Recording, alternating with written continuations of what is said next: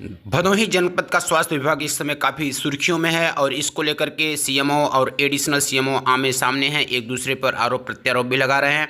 जहां पर additional CMO ने सीएमओ पर भ्रूण हत्या करने वालों को संरक्षण देने का आरोप लगाया है, वहीं पर सीएमओ ने इसे गलत बताते हुए निराधार बताया है। और इसको लेकर के एडी स्वास्थ्य भी शनिवार को पहुंची, जहां 5 घंटे की जाँच के बाद वो अपनी रिपोर्ट शासन को भेजेंगे। आइए देखते हैं क्या कहा एडिशनल सीएमओ और सीएमओ ने।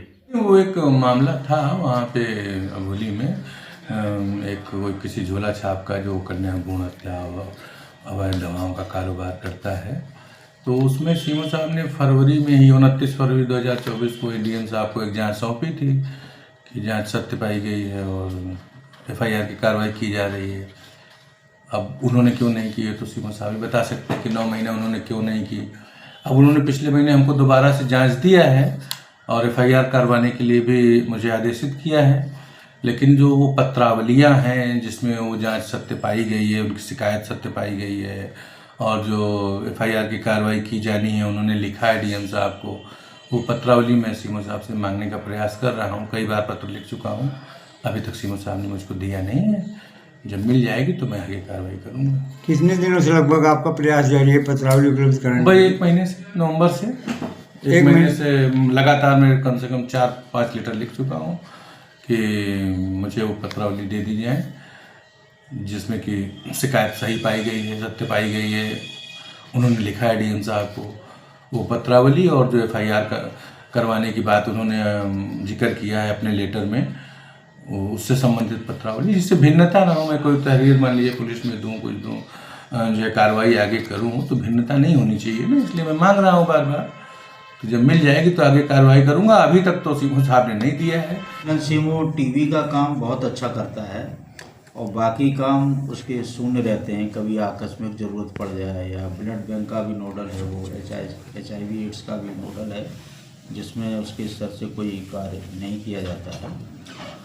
और जो वीडियो में एडिशनल सीएमओ कुछ बोल रहे हैं वो हमारे डीएम सर के भी संज्ञान में है।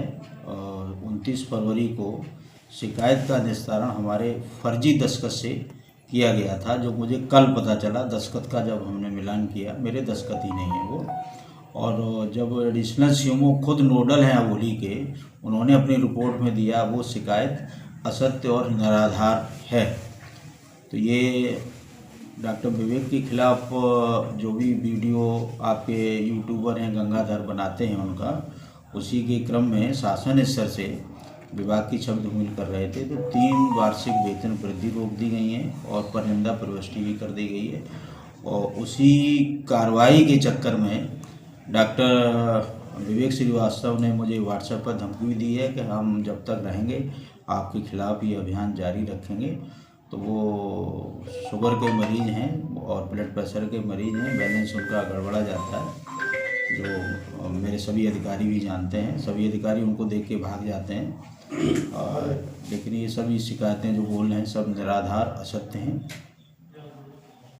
कुछ वीडियो वायरल हुए थे शासन की छवि को धूमिल करते हुए, तो उसके दोनों तरफ की जांच की जा रही है। ठीक है, इस तरह के वीडियो की भी और सेकंड पक्ष की तरफ की रिपोर्ट हम शासन को भेजें।